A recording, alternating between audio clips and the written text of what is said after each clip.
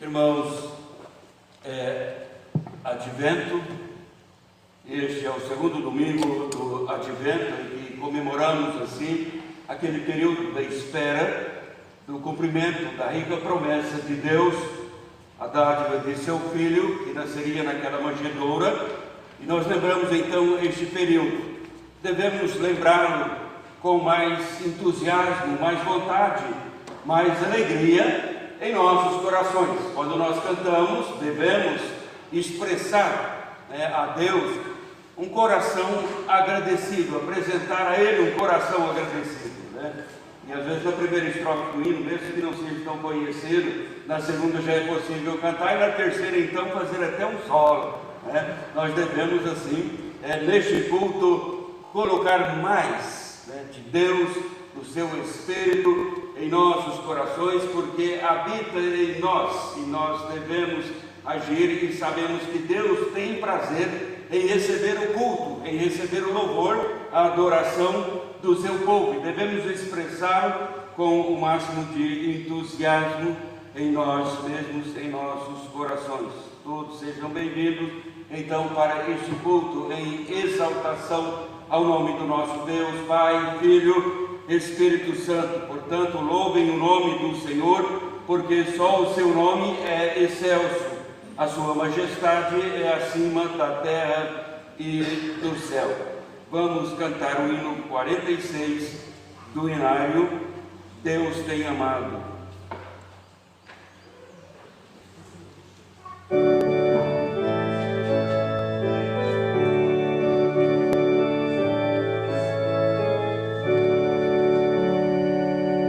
Deus tem amado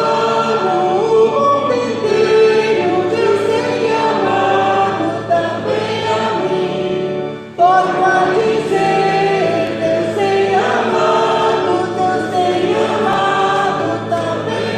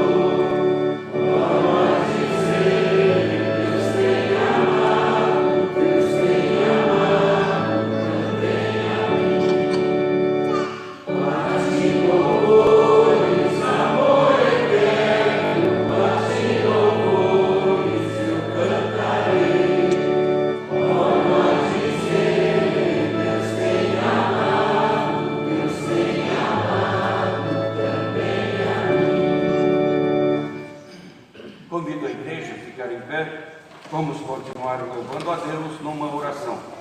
Vamos orar.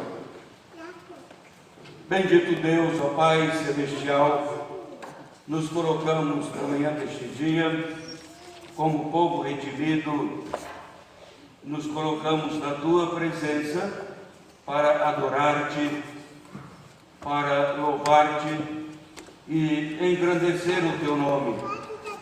Estamos vivendo este período que identificamos por Advento, quando então lembramos o tempo da espera, que chegava o nascimento de Cristo na manjedoura, o nosso Salvador bendito.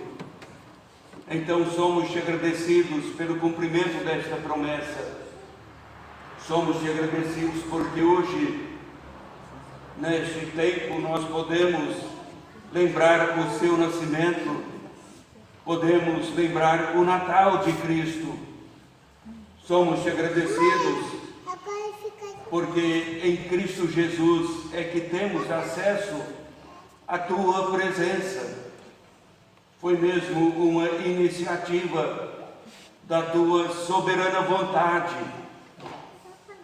Pai Celestial, pedimos a Tua bênção sobre os Teus filhos aqui presentes, cada coração que se encontra aqui, que cada um possa ter esta consciência que o Teu Espírito Santo está presente conosco, nos dirigindo, nos orientando, dando assim uma percepção à nossa mente para aprendermos mais acerca da Tua vontade, impulsionando também os nossos corações, para que o nosso louvor seja um louvor em fervor, dirigido a Ti.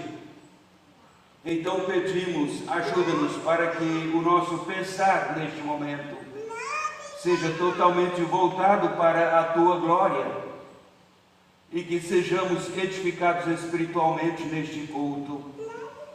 Abençoa-nos então, dirigindo o Senhor mesmo todas as partes deste culto, para que seja um culto agradável na Tua presença e depois então no final possamos retornar às nossas casas, alegres, felizes, levando em nossos corações o Teu amor, a Tua bondade e também o desejo de obediência à Tua palavra. Assim venha enriquecer as nossas vidas, de tal maneira que esta igreja torne-se sempre uma igreja mais consagrada, mais dedicada a Ti. Amém. Oramos em favor das outras IRs, reunidas também na manhã deste dia, no mesmo propósito de adoração. Abençoe assim a Tua igreja, abençoando a Tua igreja espalhada no mundo, alcançando os Teus filhos e edificando o Teu povo. Oramos agradecidos, em nome de Jesus. Amém. Amém. Podem sentar, irmãos. Em Isaías capítulo 40, Isaías capítulo 40, do verso 1 até o verso 5, o Senhor vem. Os 5 primeiros versículos do capítulo 40 de Isaías dizem: Consolai, consolai o meu povo, diz o vosso Deus. Falai ao coração de Jerusalém, bradai-lhe que já é findo o tempo da sua milícia, que a sua iniquidade está perdoada e que já se recebeu em dobro das mãos do Senhor por todos os seus pecados. Vós do que clama no deserto, preparai o caminho do Senhor, endireitai no ermo, vereda a nosso Deus. Todo vale será aterrado e nivelados todos os montes e outeiros O que é tortuoso será retificado, e os lugares escabrosos aplanados. A glória do Senhor se manifestará, e toda a carne a verá, pois a boca do Senhor o disse. Nós vamos cantar, tal como estou, em momento de contrição, hino 284.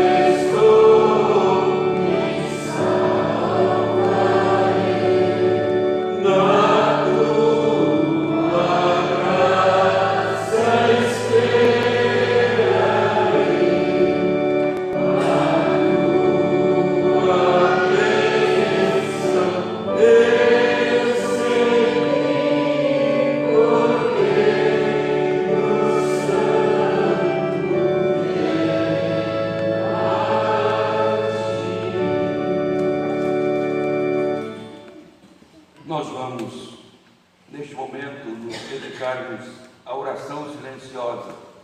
É um momento de contrição, um momento propício para a confissão dos pecados. Ora, mas no domingo passado já fizemos. Precisamos fazer isto hoje, sim. Se alguém não pecou durante a semana, não precisa fazer, né?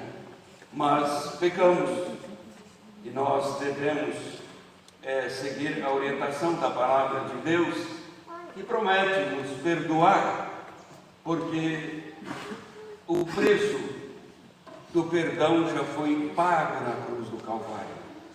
Mas nós temos que confessar a Deus os nossos pecados e cometemos na mente, no coração, e pedir dele o seu perdão que graciosamente em Cristo Jesus recebemos. Então, um momento de oração silenciosa, vamos orar.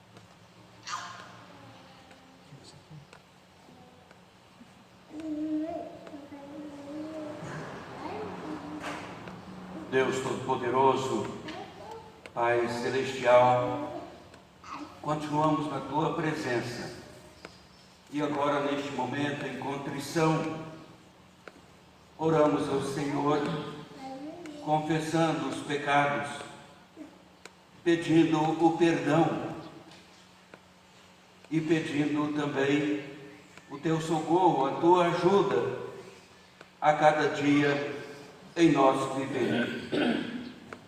Faz, ó Pai, que como igreja possamos ter uma vida mais voltada para a Tua glória, para o atender os Teus propósitos. Ajuda-nos, ó Pai, iluminando a nossa mente, os nossos corações, para que, obedientes, possamos trilhar a cada dia o caminho que cumpre os Teus propósitos e agradam o Senhor. Pedimos, venha nos fortalecer. E neste momento também nós suplicamos, abençoe a proclamação da Tua palavra, para que ela possa encontrar lugar em cada coração e que possamos, ó Pai, ao estudar a Tua palavra, ter o propósito de seguir as orientações da Tua palavra. Se esta palavra nos chama a contemplar os Teus benefícios, as Tuas dádivas, haja em nós um coração grato na Tua presença. Se a Tua palavra nos exorta a obediência, haja em nossos corações o desejo de cumprir a Tua vontade. Assim venha nos conduzir. Receba o nosso louvor, a nossa gratidão, em nome de Jesus. Amém. Amém.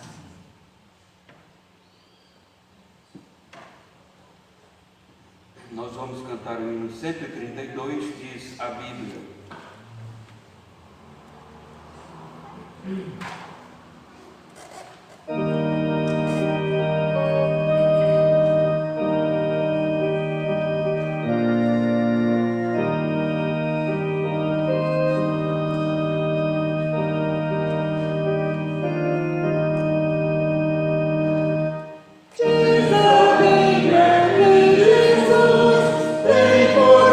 Constante amor, como ele na sua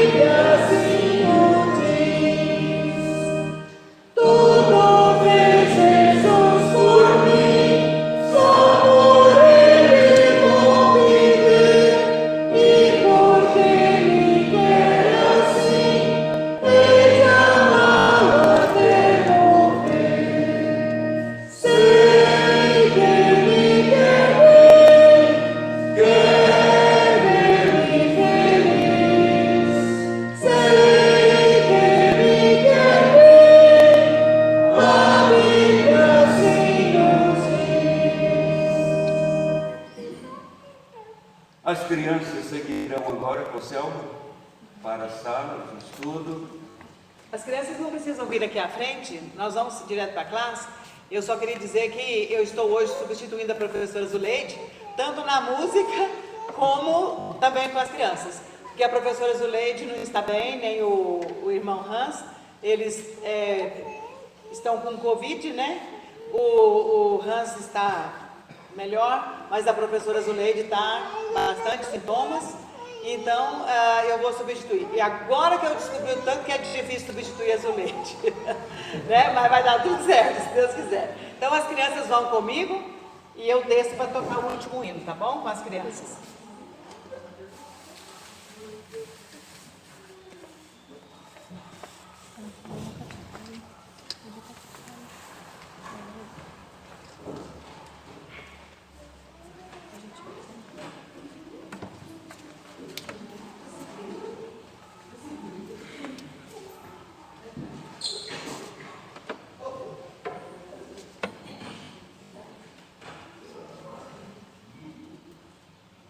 Nós vamos fazer a leitura bíblica do Salmo 72. Salmo 72, 1 a 7. Salmo 72, 1 a 7. Está aqui projetado para seguir a mesma versão, visto que faremos de forma responsiva a leitura desta parte do Salmo 72. Eu vou ler o versículo, os irmãos, o seguinte, de forma antífona, né? O Rei justo e o seu reinado eterno. Concede ao Rei, ó Deus, os teus juízos e a tua justiça ao Filho do Rei. Julgue com justiça o teu povo e os teus amigos com humildade.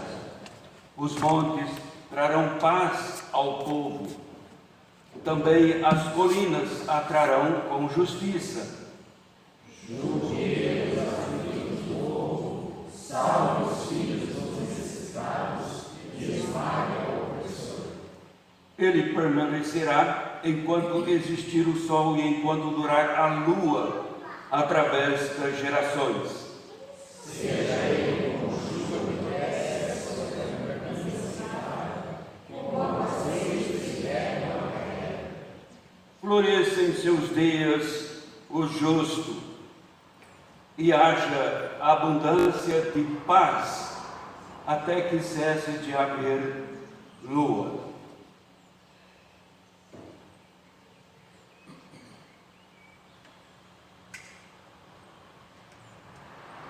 Irmãos, o livro dos Salmos, certamente o livro mais lido pelos irmãos, é um livro que nos transporta para uma reflexão sempre sobre a nossa própria vida e se torna um espelho diante do qual nós avaliamos a nós mesmos na nossa vida espiritual, a nossa vida devocional, a nossa vida com Deus. Então, Salmos é um livro sempre presente na vida do cristão. Se vamos decorar alguma parte das Escrituras, logo queremos decorar partes dos Salmos, porque são afirmações que tocam profundamente o nosso coração. Mas o livro dos Salmos também é um livro repleto de profecias sobre o Messias, Jesus, o Salvador. O livro dos Salmos é um livro voltado para uma perspectiva profética e aponta sempre para Cristo, o Salvador. É o livro dos Salmos um livro que contém salmos messiânicos. O Salmo 72 é assim, é um salmo que trata da vinda de Jesus, o Messias. E quem escreveu este salmo não foi Davi, nem os filhos de Core. Quem escreveu este salmo foi Salomão. A maioria dos estudiosos atribuem a Salomão a autoria deste salmo. E Salomão, nós sabemos, era um dos mais importantes reis de Israel. No livro dos Reis, por exemplo, lendo a respeito de Salomão, já no começo, bem no começo do seu reinado, Salomão fez uma oração em que ele suplica sabedoria a Deus para governar o povo de Deus.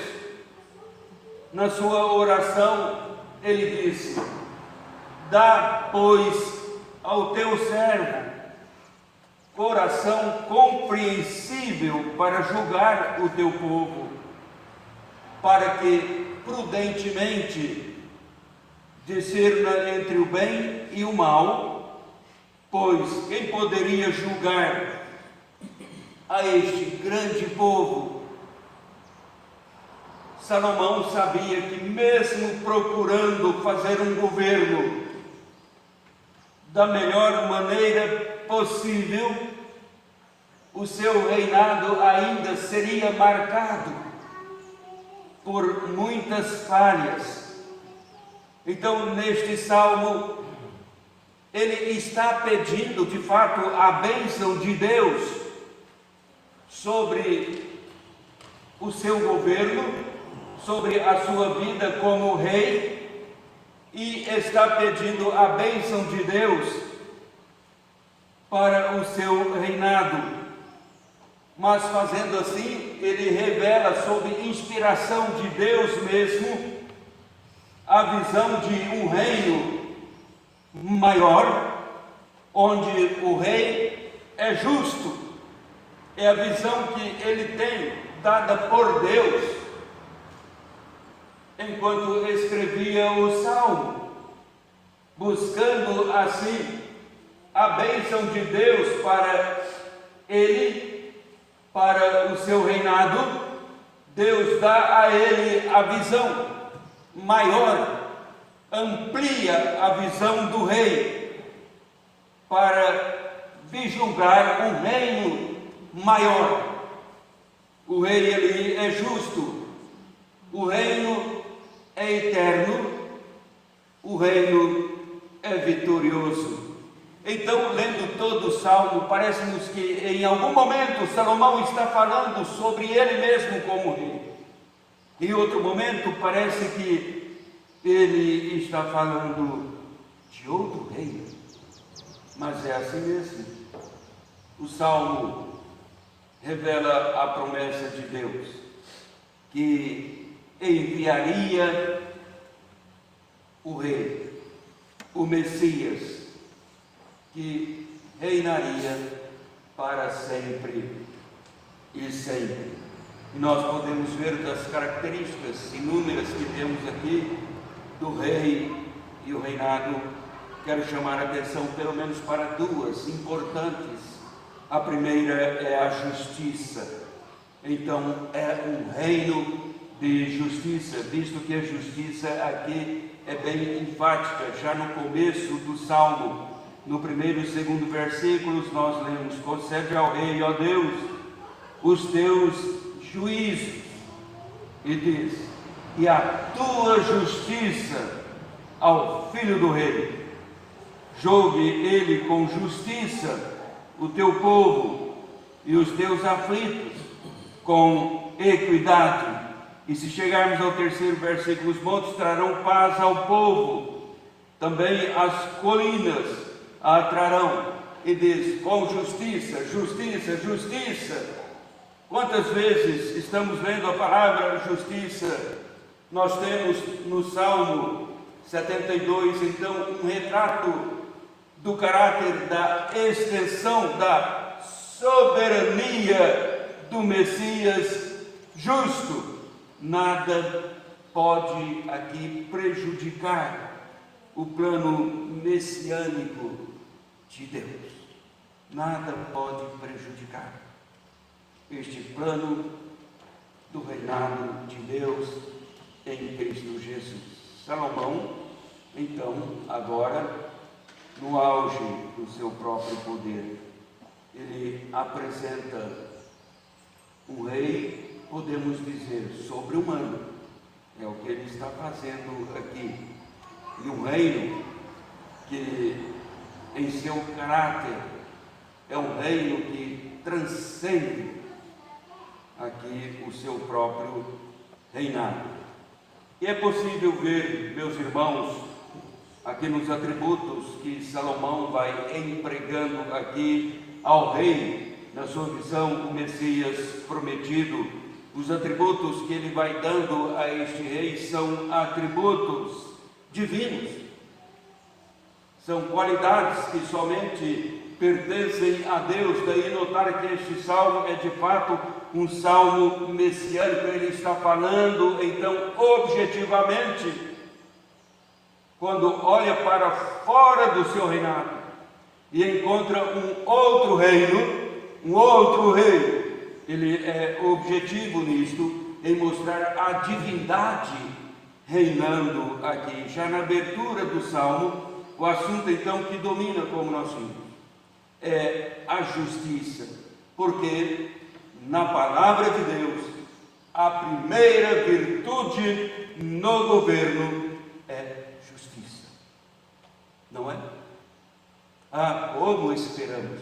Pode ser no sistema presidencialista, pode ser monarquia, pode ser o que for, mas a expectativa do povo sobre um governo é que seja um governo onde a característica primeira seja de fato a justiça. E neste caso aqui, para Deus, a primeira virtude no governo é justiça. Aliás, a justiça vem antes da piedade, vem antes da misericórdia, vem antes da compaixão, porque no versículo 12, seguindo o salmo à frente, nós lemos: porque ele acode ao necessitado, é compaixão, que clama, e também ao aflito, e também ao desvalido, é compaixão. Mas só depois de falar muito sobre a justiça, que deve ser a virtude encontrada no governo, eis aqui Jesus, o Messias, sendo então a fonte de inspiração para o rei Salomão. Muito embora tão distante estava o reinado de Salomão para o reinado que ele consegue aqui ver e colocar neste salmo, o reinado de Cristo Jesus. Porque Jesus não somente tem um reino marcado pela justiça, ele é o rei que é chamado o justo. Até mesmo Estevão, quando estava fazendo a sua defesa, antes de ser apedrejado, ele disse: vós o mataste, o justo. E sempre está para definir bem Jesus em sua singularidade, que reina com justiça. É o reino justo, e Jesus foi assim reconhecido. Eis aí vem o teu rei justo, montado sobre o jumento, cria de jumenta, a entrada triunfal de Jesus é em Jerusalém, quando ele então estava se expondo diante das autoridades como o rei que veio para estabelecer um reino eterno. Salomão está mostrando aqui, irmãos, que o reino de Cristo é um reino justo. Isto inclui libertação de tudo que oprime o ser humano. Não adianta, neste mundo, sob quaisquer formas de governo, o ser humano vai sempre achar na área do seu viver algo que o oprime. E até mesmo na vida espiritual, muitas vezes é oprimido, é atacado por todos os lados, mas no reinado de Cristo, não. O rei é justo. Justo inclui libertação de tudo o que oprime o ser humano. Quando Jesus estava na sinagoga, na sua terra, onde era rejeitado, ali em Genezaré, ele foi até a sinagoga, como ele fazia de costume, diz Lucas no seu evangelho. Jesus gostava de respeitar a religião judaica, ele era judeu, ele fazia por costume ir também à sinagoga para o estudo da lei de Deus. E então, na sinagoga, desta ocasião, foi dado a ele a oportunidade para falar. Ele pediu ao assistente da sinagoga que tomasse então o rolo do livro do profeta Isaías. E o assistente tomou o rolo do livro do profeta Isaías e trouxe e leu, onde Jesus orientou que lesse.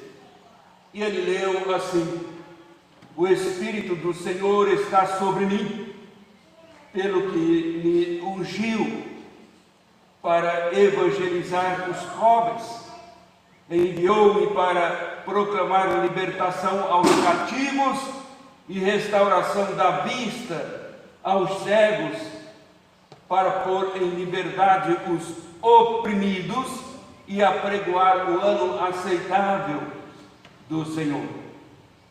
Depois da leitura, Jesus sentou-se. Se nós lermos sobre o Sermão da Montanha, Jesus também foi e sentou-se. Naquela ocasião, quando o rabino ia ensinar, ele não ficava em pé. Se ele estava em pé, ele ia sentar-se.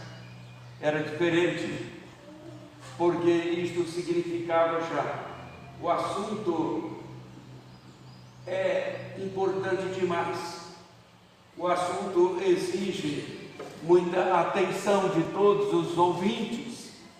Então Jesus foi e sentou-se, depois da leitura, e passou a falar: hoje se cumpriu a escritura que acabais de ouvir. Estava se cumprindo na pessoa dele, ainda que rejeitado pelos membros daquela sinagoga.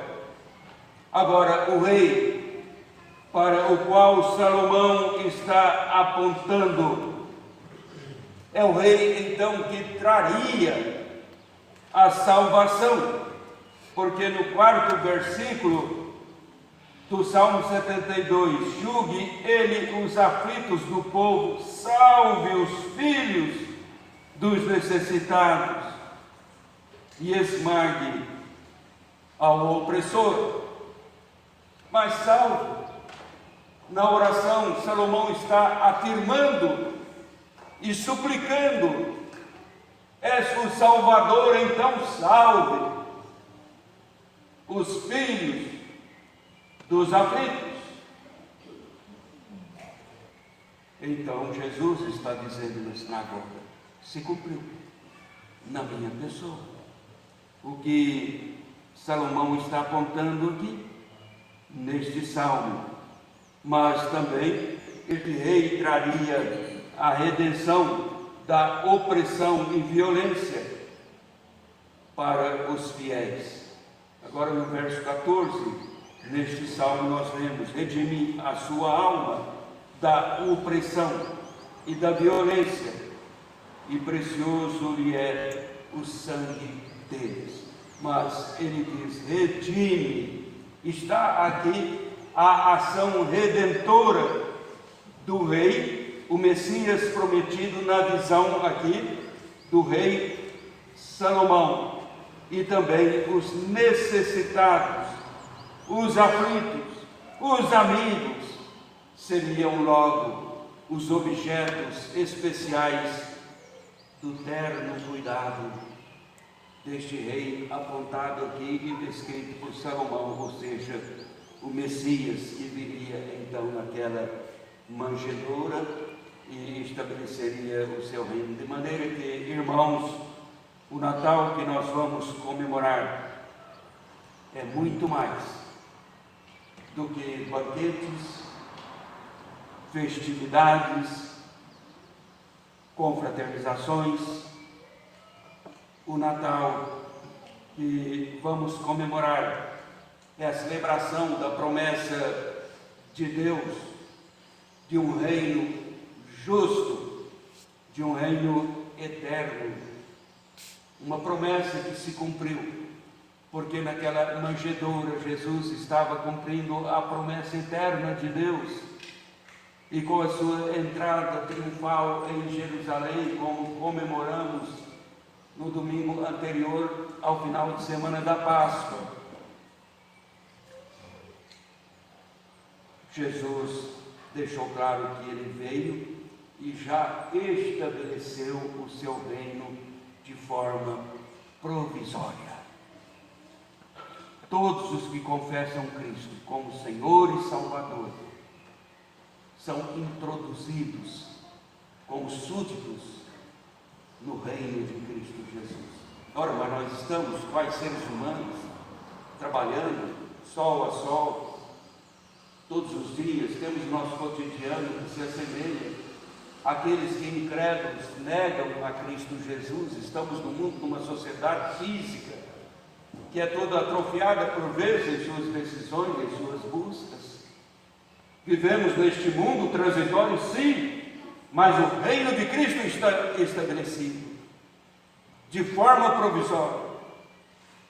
Dele faz parte aquele cujo coração, mesmo vivendo neste mundo, se vai ao mercado fazer compras, se vai ao trabalho fazer o trabalho, se tem um projeto a desenvolver, mas faz sempre com temor a Deus, porque sabe que antes de ser cidadão neste mundo, é cidadão dos céus, é cidadão do reino de Cristo Jesus.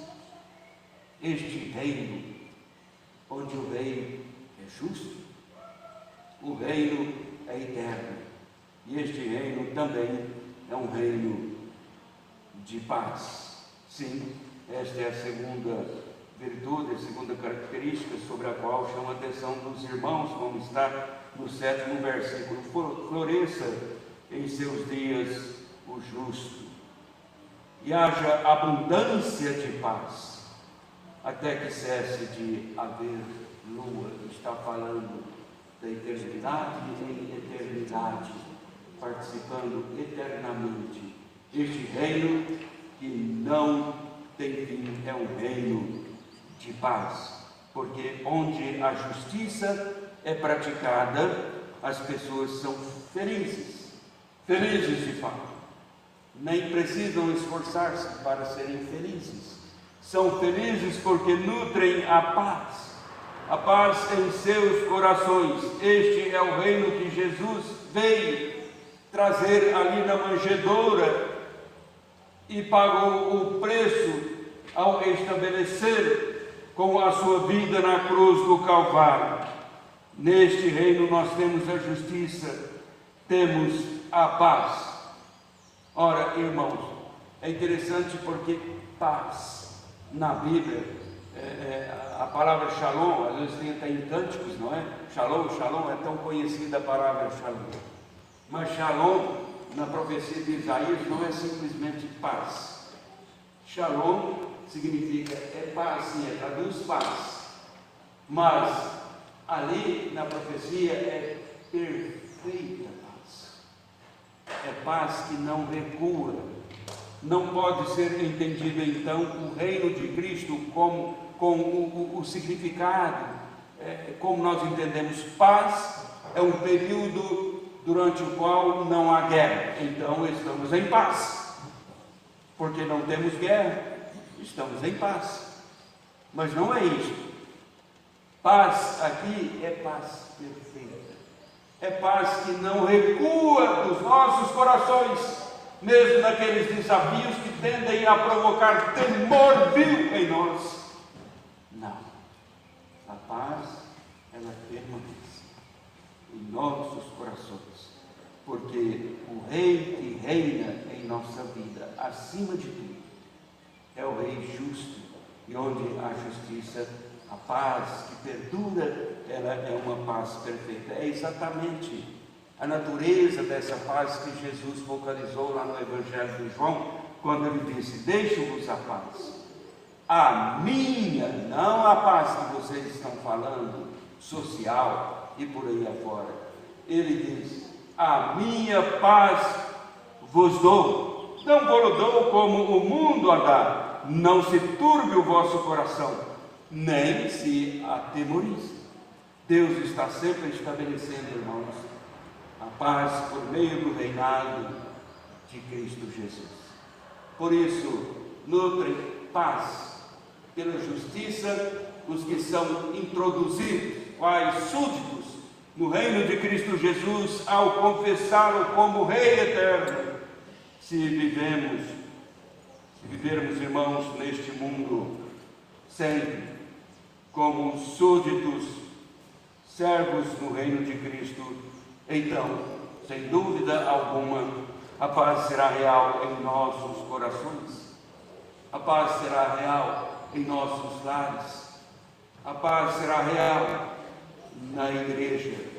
Salomão reinava, mas ele sempre estava levando em conta a esperança do povo por um rei que reinaria com justiça e paz. Um rei que veio então na manjedoura, inaugurou ali o seu nascimento, inaugurou o seu reino, reino eterno, reino de justiça, reino de paz. Neste reino somos cidadãos para vivermos então esta justiça, vivermos esta paz.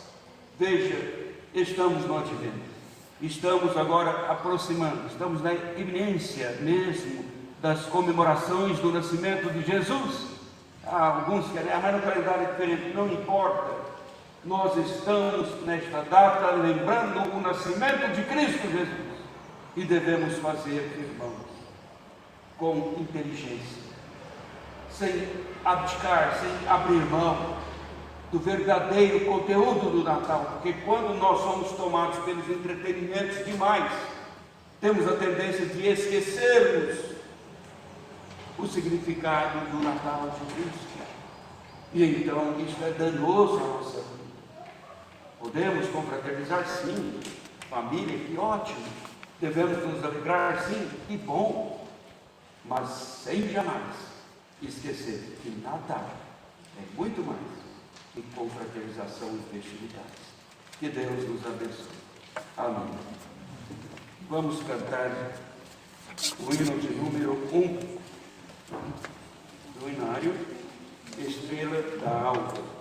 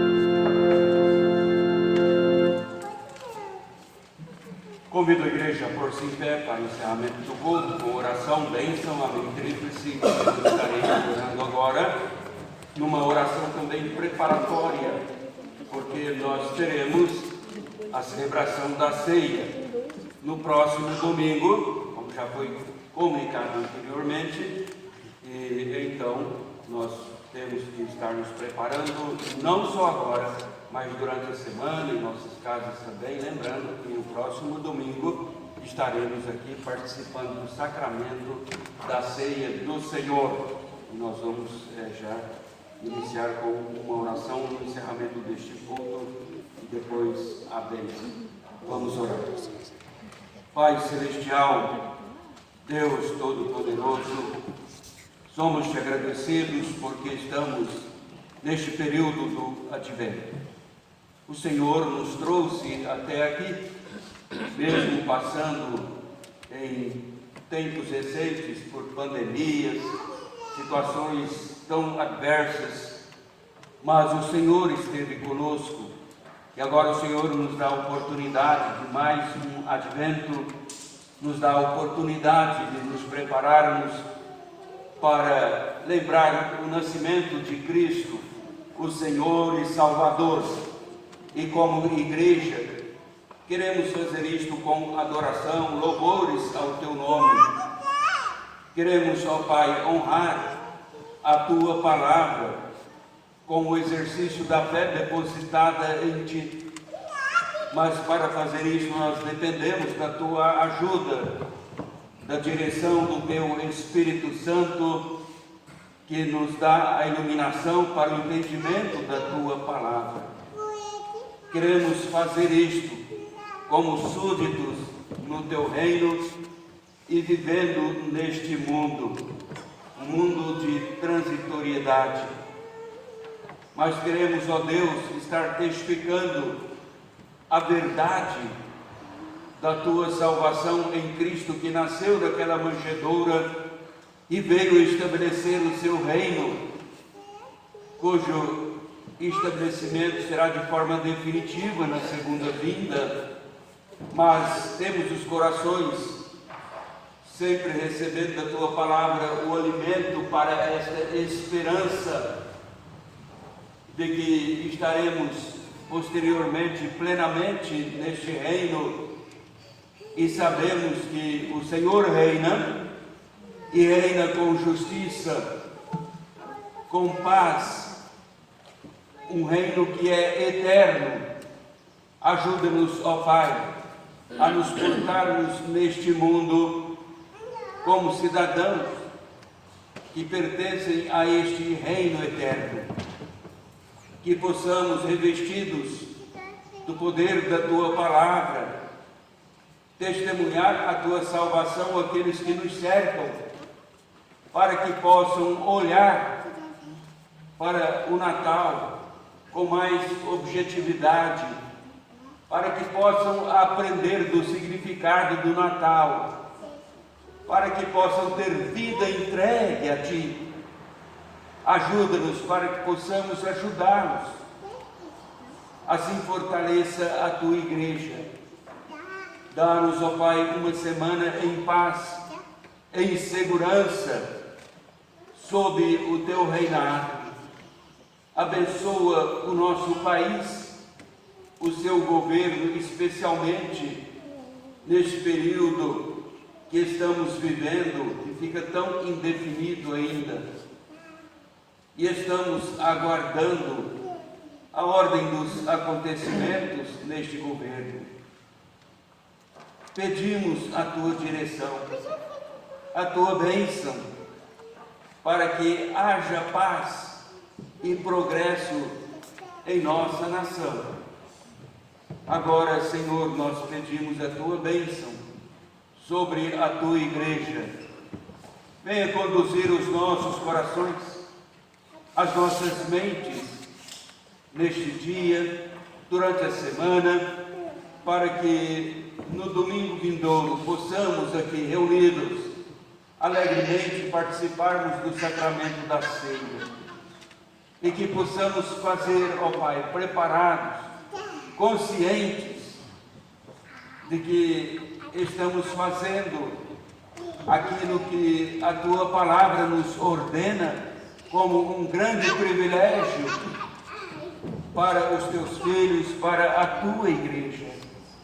Então, estejas conosco, prepara-nos, o Senhor mesmo, através da tua palavra, através do teu Espírito Santo.